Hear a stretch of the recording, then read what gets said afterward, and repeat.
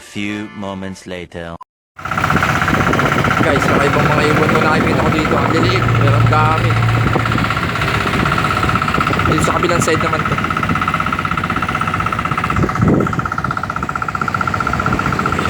Daming ibon maliliit. Hindi ko alam kung anong klase mga ibon.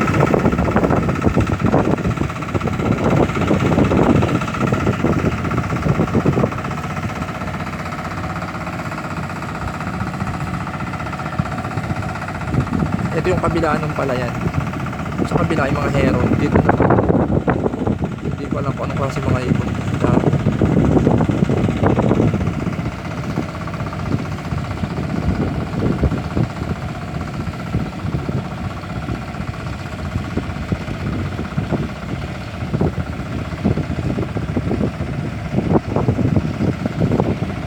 Yan lang guys, at salamat sa panonood.